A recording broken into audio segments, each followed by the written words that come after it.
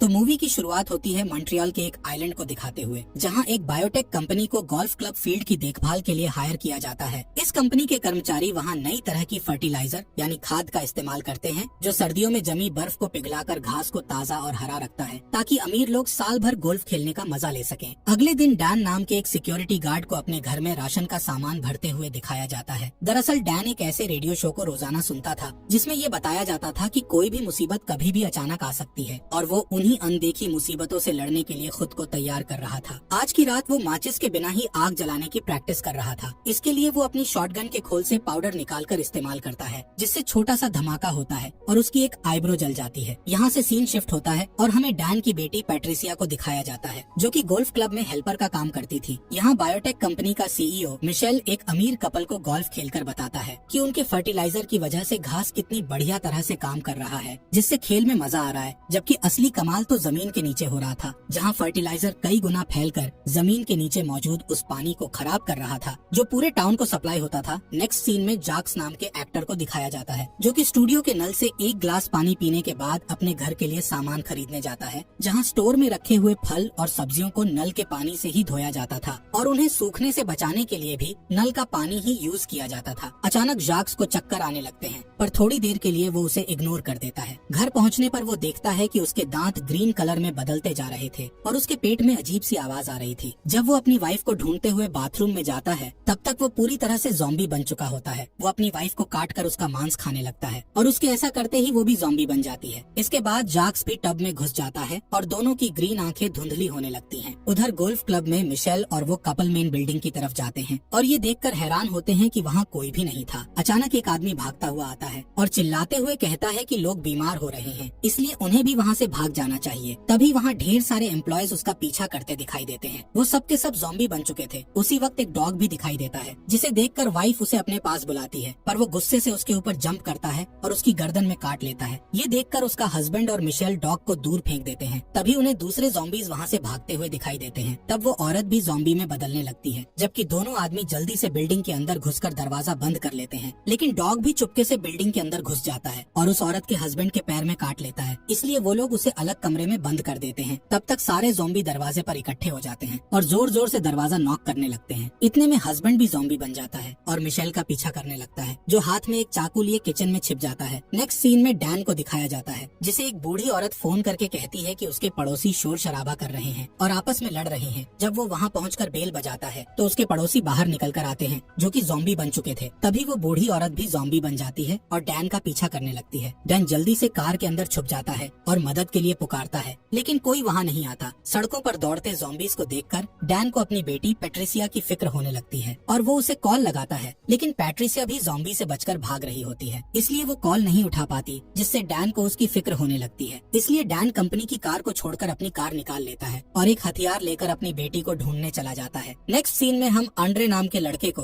अपनी छोटी बहन एनी के लिए दूध बनाते हुए देखते हैं, जिसके लिए वो नल के पानी का यूज करने ही वाला होता है। तभी उसकी माँ उसे बोतल वाले पानी का यूज करने के लिए कहती है। आंद्रे खुद कभी नल का पानी नहीं पीता था। उसे जब भी प्यास लगती वो सोडा या किसी और तरह की ड्रिंक पी लिया करता था। जल्दी ही उसकी माँ को चक्कर आने लगते हैं, जिस पर आंद्रे कहता है कि ज्यादा एक्सरसाइज करने के कारण उन्हें चक्कर आ रहे होंगे। थोड़ी ही देर में उसकी माँ ज़ॉम्बी बन जाती है और आंद्रे पर अटैक करने के लिए उसके पीछे भागने लगती है। आंद्रे डर कर बाहर निकल जाता है और भागते भागते लड़खड़ाकर गिर जाता है, पर जैसे ही वो आंद्रे पर अटैक करने वाली होती है, डैन उसे अपनी कार से ठोक देता है, जिससे वो घायल हो जाती है। आंद्रे अपनी माँ की ऐसी हालत देखकर उसे बचाने जाता है, लेकिन डैन उसे रोक देता है और कहता है कि ये वक्त इमोशनल होने का नहीं बल्कि अपनी जान बचाने का है। वो उसे अपने घर में छुप जाने का कहकर वहाँ से चला जाता है। तभी वहाँ और भी ज़ॉम्बीज आने लगते हैं। ऐसे में आंद्रे अपनी माँ को वहाँ नहीं छोड़ सकता था, इसलिए वो उसे पैर से घसीटते हुए घर के अंदर ले आता है और घर के सारे दरवाजे बंद करने के बाद वो मदद के लिए पुलिस को कॉल लगाता है, जहाँ उसे एक रिकॉर्डेड मैसेज मिलता है कि पूरा आइलैंड क्वारंटीन है। नेक्स्ट सीन में उस ब्रिज को दिखाया जाता है जो उस आइलैंड को मेन सिटी से जोड़ता था। यहाँ कुछ पुलिस वाले खड़े थे जिन्होंने ब्रिज के दरवाजे बंद कर दिए थे ताकि कोई भी बाहर का आदमी अंदर ना आ सके और अंदर का आदमी बाहर ना जा सके। सीन शिफ्ट होता है और आंद्रे की माँ उसकी छोटी बहन एनी पर अटैक करने जाती है, लेकिन आंद्रे उसे घसीटकर बाथरूम में बंद कर देता है, जहाँ उसकी नजर शावर से टपकते हुए पानी पर पड़ती है और वह टब में घुस जाती है। उधर एनी लगातार रोती रहती है, जिसकी आवाज सुनकर बहुत सारे ज़ॉम्बी दरवाजे के बाहर इकट्ठा हो जाते हैं। आंद्रे उसे तकिया, कंबल और एक प्लास्टिक से कवर कर देता है, जिससे उसकी आवाज बाहर सुनाई ना दे। थोड़ी देर में सारे सारे zombies वापस चले जाते हैं। कुछ देर बाद आंद्रे की कैट पेट डॉर से वापस घर के अंदर लौट आती है और वहीं से एक ज़ॉम्बी घर के अंदर घुस जाता है और वो आंद्रे को पकड़ने ही वाला होता है। तभी आंद्रे घर से निकल जाता है और ज़ॉम्बी भी हिलना बंद कर देता है। लेकिन जैसे ही आंद्रे गोल्फ स्टिक लेकर वापस आता है, ज़ॉम्बी छुप जाता है। नेक्स्ट सीन में पैट्रिसिया को दिखाया जाता है जो ज़ॉम्बीज से बचने के लिए एक गराज में छिप जाती है और हेल्प के लिए अपने डैड डैन को कॉल लगाती है। डैन तुरंत वहाँ पहुँच जाता है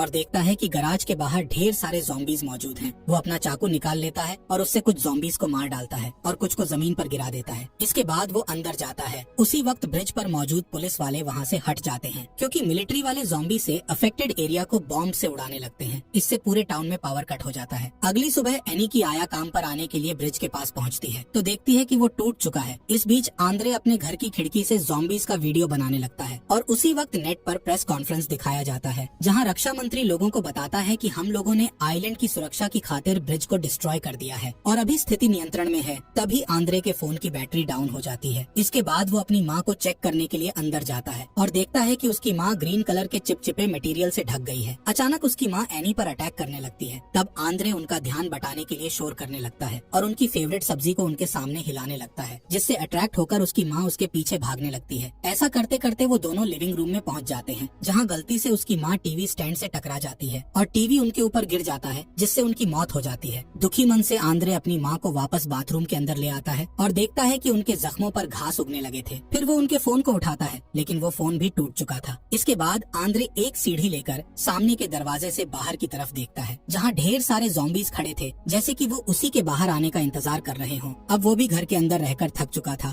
इसलिए वो एनी को बेबी कैरियर में डालकर हाथ में गोल स्टिक लेकर घर का दरवाजा खोल देता है जिससे ज़ॉम्बीज घर के अंदर कैट को देखकर उसे पकड़ने के लिए घर के अंदर घुसते हैं और रास्ता साफ देखकर आंद्रे तुरंत वहाँ से भाग खड़ा होता है। वो ग्रोसरी स्टोर की तरफ भागता है और ज़ॉम्बी भी उसके पीछे पीछे भागते हैं लेकिन सारे दरवाजे बंद होते हैं और वो ज़ॉम्बीज से घिर जाता है। तभी अचानक एक दरवाजा खुलता है और डैन उसे अंदर खींच लेता है। डैन कल से वहीं पर डेरा जमाए हुआ था इसलिए उसने वहाँ कैंपिंग के लिए जगह भी बना ली थी लेकिन उसके पास इस सिचुएशन से निपटने का कोई ठोस प्लान नहीं था। सारे बोट्स भी पहले ही वहाँ से जा चुके थे और पानी में तैर कर जाना मतलब सीधा मौत को दावत देना था। नेक्स्ट सीन में आंद्रे अपनी बहन एनी को देखने जाता है। तभी एनी की नजर एक दरवाजे के अंदर लॉक हुए ज़ॉम्बी पर पड़ती है जो और कोई नहीं बल्कि पैट्रिसिया थी। डैन को उम्मीद थी कि बाद में कोई न कोई उसे ठीक कर देगा इसलिए उसने उसे बंद करके रखा था। उधर गोल्फ क्लब में मिशेल सभी दरवाजों को सैनिटाइज करता है। इसके बाद अपने कंपनी वालों को कॉल लगाता है जो उसे बताते हैं कि एक्सपर्ट लोग हेल्प करने के लिए आ रहे हैं लेकिन उसे भी कंपनी के नियम मानने होंगे। तभी एक ज़ॉम्बी डॉग उस पर भौंकने लगता है जिसे वो लात मारकर भगा देता है। यहाँ इस बात का खुलासा होता है कि उसने अपने एक दोस्त का मर्डर भी किया था। उधर स्टोर में डैन आग जलाने की कोशिश में नाकाम हो जाता है। तब आंद्रे लाइटर यूज करके आग जला देता है। खाना खाते वक्त वो लोग डैन के फेवरेट रेडियो शो को सुन रहे होते हैं जिसमें ज़ॉम्बी अटैक के लिए आतंकवादियों को जिम्मेदार ठहराया जाता है। उस शो का होस्ट रक्षा मंत्री का इंटरव्यू लेता है जो सभी सवालों का गोलमोल जवाब देता है जिससे होस्ट को शक होता है कि कहीं गवर्नमेंट ज़ॉम्बीज से निपटने के लिए लोगों की जान की बलि ना चढ़ा दें। तभी डैन रेडियो स्टेशन में फोन लगाकर उन्हें बताता है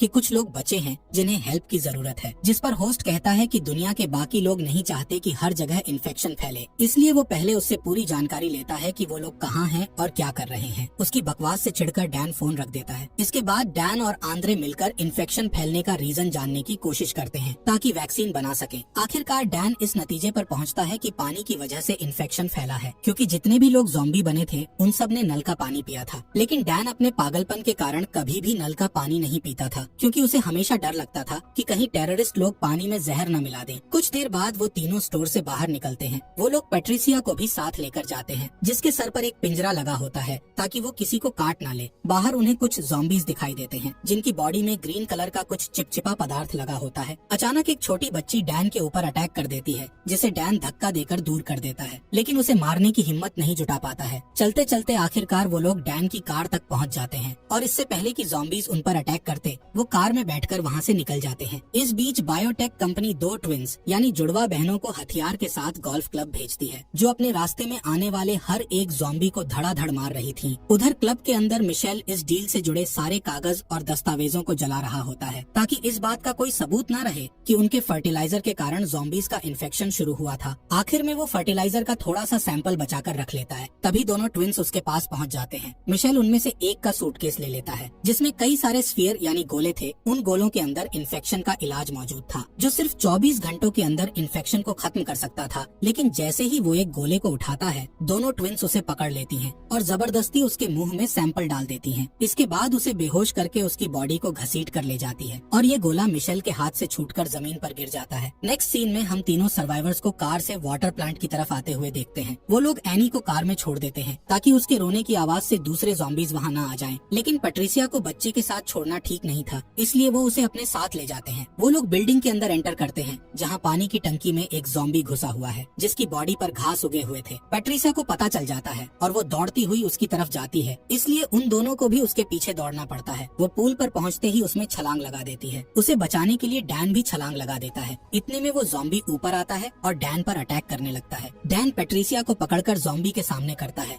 जिससे वो पीछे हट जाता है। जब आंद्रे पास आकर देखता है तो उसे रियलाइज होता है कि ज़ॉम्बीज एक दूसरे पर अटैक नहीं करते हैं, पर तभी ज़ॉम्बी उसकी आवाज सुन लेता है और उसका पीछा करने लगता है। तब आंद्रे बाहर की तरफ भागने लगता है, लेकिन वहाँ और भी ज़ॉम्बीज उसका पीछा करने लगते हैं। इधर डैन पैट्रिसिया को पानी से निकालने की कोशिश करता है जिसमें उसका बाजू अलग हो जाता है। उधर आंद्रे भागते भागते किसी तरह कार के अंदर पहुँच जाता है और तभी डैन भी बाहर आता है। वो पैट्रिसिया को एक ढाल की तरह इस्तेमाल करता है ताकि ज़ॉम्बीज उनसे दूर रहें। कार में बैठने के बाद डैन को कुछ आवाज सुनाई देती है। तब पता चलता है कि पैट्रिसिया का फोन अब भी उसी के पास था। वो उसके टूटे हुए बाजू का इस्तेमाल करके फोन को अनलॉक करता है और तभी उसे रियलाइज होता है कि पैट्रिसिया के जख्मों पर घास उगाए थे। सर्दी के मौसम में घास को देखकर उसे हैरानी होती है, पर तभी उसे याद आता है कि गोल्फ क्लब में एक एक्सपेरिमेंट किया गया था और ये शायद उसी का नतीजा है, न कि आतंकवादियों का। उधर गोल्फ क्लब में दोनों ट्विंस सभी गोलों को गोल्फ क्लब के घास पर तोड़ने लगते हैं ताकि कोई प्रूफ बाकी न रहे। तभी डैन की कार वहाँ पहुँच जाती है और वो लोग उस अजीब से धुएं को नोटिस कर लेते हैं। आंद्रे फोन निकालकर सब कुछ रिकॉर्ड करने लगता है। इसके बाद वो लोग फ्रंट डोर की तरफ जाते हैं, लेकिन वो लॉक होता है। तब डैन अंदर जाने के लिए दूसरा रास्ता ढूंढता है। वो छत पर चढ़कर अंदर घुस जाता है